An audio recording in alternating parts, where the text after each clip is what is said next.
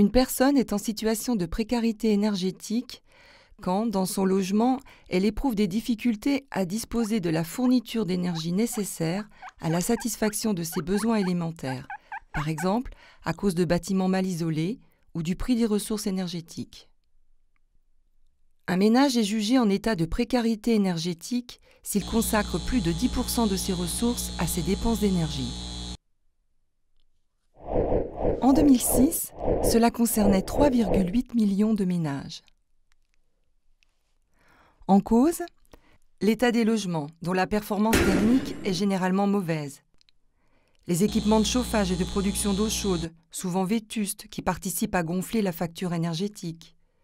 Les impayés d'énergie, en constante augmentation du fait du coût de l'énergie et de la stagnation des revenus des ménages.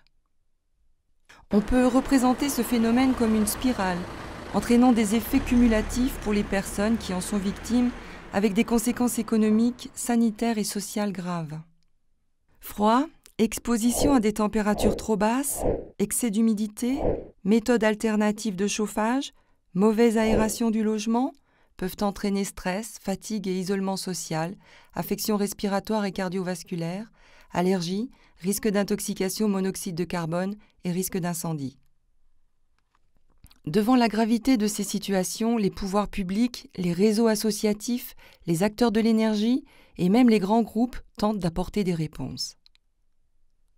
Parmi celles-ci, l'appui au paiement des factures, tarif social de solidarité pour le gaz, TSS, tarif de première nécessité pour l'électricité, TPN, Fonds de solidarité logement, FSL. Mais aussi les aides aux travaux des particuliers, les actions d'information et de sensibilisation aux économies d'énergie, la formation des travailleurs sociaux, les programmes de rénovation thermique et investissement dans des installations et des équipements économes. Pour atteindre les personnes en difficulté, ces différents organismes doivent travailler main dans la main, en mettant leurs compétences en commun.